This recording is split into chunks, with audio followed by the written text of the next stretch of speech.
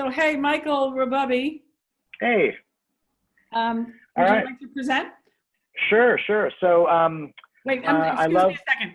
I just want to be in touch with everybody still there. We have two or three more to go, and then we're going to have a Q&A. So if you'd like to start writing in questions, I'm going to dig into those after Michael, and then Graham, and then Rudy. Okay, thank you, Michael. Continue. sure, yeah, thanks for having me. I love photo books. I was collecting records for most of my life, and now I've been selling off my vinyl and building up my bookshelf. And I'm probably more drawn to documentary photography. I'm sure a lot of you are familiar with Bill Owen's work, Suburbia, huge influence for me. Helped me create my book, American Bachelor. This came out a few years ago, did pretty well. And that leads to the book that I'm going to present, which is a pretty obscure book. So I wanted to get something that maybe people hadn't seen before. It's called Personal Ad Portraits. It's by a guy out of the Bay Area, Lonny Shavelson, who you may has heard his name. He does a lot of work for NPR. He's with the Center for Investigative Reporting.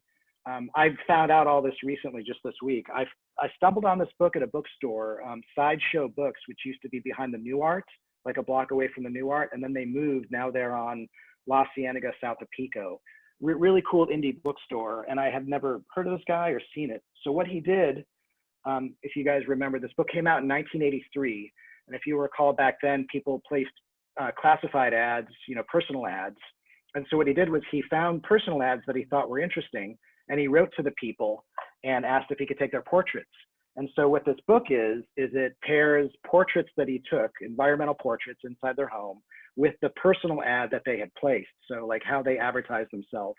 And so you could read the passage and then see the portrait of what the photographer saw. And it's really fascinating to me. Really great portraits, but also a really great timepiece of early 80s, coming out of the late 70s in the Bay Area. So it's very diverse, as you can imagine. And then I was influenced this week, since I've been thinking about this book. I actually contacted him. I found him on the internet. He's a doctor as well, and his day job has always been an emergency room MD that he worked 3 or 4 nights a week, and it allowed him the freedom to shoot during the day because he shoots with natural light. And he continues to practice medicine to this day. He helps people with end-of-life issues now. Seems like a really fascinating character. I could go into more details, but basically, let me show you the book so you could see. Let me show you first of all. He has a self-portrait that he included with him doing the editing of the book, and he in addition to this book, he does a lot of work that relates to. So I could just flip through the book real quick so you could see. So you could. It's probably too much for my 3 minutes right now, but you can see the portraits next to the passages, and then he adds a personal note. And this is before digital press, so it definitely has like a handmade feel to it.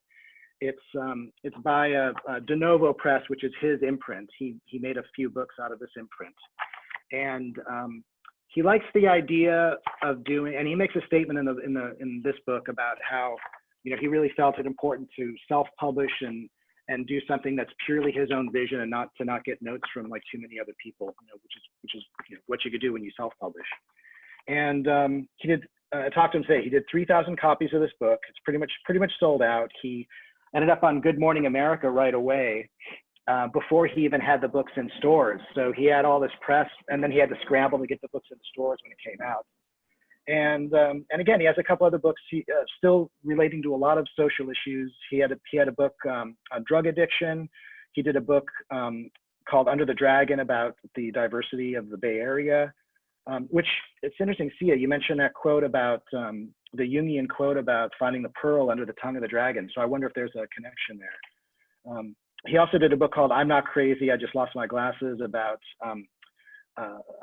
mentally ill people. And he told me when they did that exhibit, he would have prints, and they noticed that most people would spend about 13 seconds in front of a piece when they were at a gallery. But what he did at the time was he had Walkmans that he would give out to people with people talking. So as they're looking at the portrait, they're hearing the person talking. And it really kind of created a really interesting connection with the images that they were looking at, and they ended up spending at least a minute or minutes looking at each piece. So really interesting guy again. So thank you for this. It got me in connection with him, And Thank you, Michael. yeah, and I'm now doing a book on California, and he might be in the book now. It's going to be featuring 100 photographers. So yeah, this has been a great opportunity for me. Wow. So it takes on a little bit of a kitsch, 30 years later, 40 years later, wouldn't you say? Absolutely. Yeah, absolutely. And now, with Tinder and modern dating and online dating, back then, if you recall, like it was pretty risque to put yourself out there, in a classified ad like this. And Yeah. he even said that a couple printers that he approached wouldn't print this book. And funny enough, I had a similar, my second book is on the Folsom Street Fair in San Francisco. It's pretty risque. And I had 3 printers I was ready to go with, and they wouldn't print it when it came down to it. I finally found a printer in Los Angeles, Guru Printer downtown, who But according to what you just showed, there wasn't any nudity or anything. It was just no nudity. So just people were offended by the risque nature of putting yourself out there in classified personal ads. Yeah, which is kind of interesting. You wouldn't think, especially with our sensibilities now, but at the time it was that risque. And again, no nudity, nothing overtly sexual or anything, but kind of interesting. Any remarks, guys? I have a question. Had anybody else heard of this book? Because my goal was to try to find something new. Okay, I figured Michael Dawson would, but I actually knew him when I worked at a place called the Eye Gallery in San Francisco, and oh, yeah, he was a big part. I mean, he came around a lot, and I remember probably even more his one about "I'm not crazy, I lost my glasses." That was great, but. Yeah. You're bringing back, it was a little dim in my memory, but now I said, oh yeah, I remember him, and he's a really cool guy. So it's so great. I mean, actually, the thing that really strikes me about your story, Michael, is that I actually love is that you go to a bookstore, you're browsing. You don't know exactly what you're going to find, but you find something that interests you. You don't do that on the internet because you wouldn't have even known who Lonny Shavelson was, but you go to the shelf, you pull something out, it speaks to you, you make a connection, and you actually meet the person. And you find that he's still this actually living, breathing human being.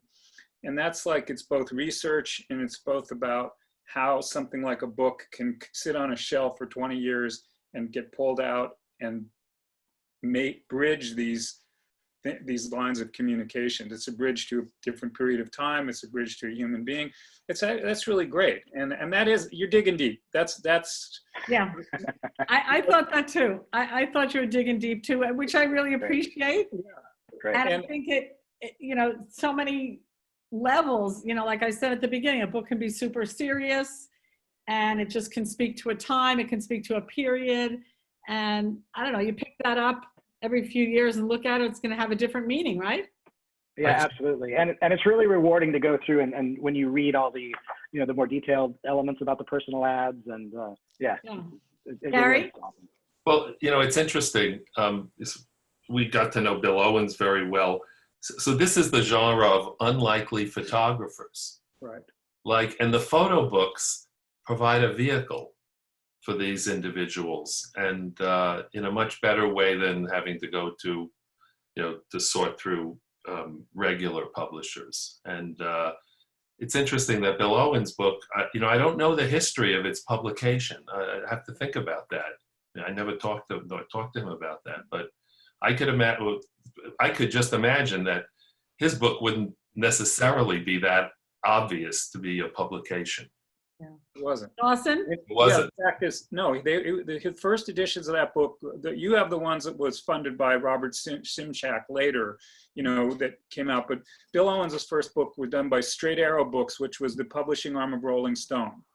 And I remember meeting Bill Owens in 1977 when he came to Santa Cruz when I was a student there, and we had to do interviews with photographers. So I did this thing with him, and he we were like, oh, in awe of it, great books. Nobody wanted to do that book, So he went to the alternate press, and they said, sure, let's do it. It's the same thing. It's like the Weston book. It's like all of these things come together. And publishing was really difficult then. And like you said, Lonny did 3,000 copies of a book. He did 3,000 copies of a book because that's the only way it pencils out financially, unit price. And today the printing costs are so much different, but great that he could sell 3,000 copies. I know a lot of people who were still selling Well, he was You know, like, 3,000 copies of a book out of the back of the car, you know, for years and years and years. But that was the only way to do it then. It wasn't like Blurb and Bib, you know, everything that you have now. It was all the press part of it was the real Achilles heel, and the distribution, which is way different now. Thank you, Michael. What a great find. Thank Thank you. you for sharing that.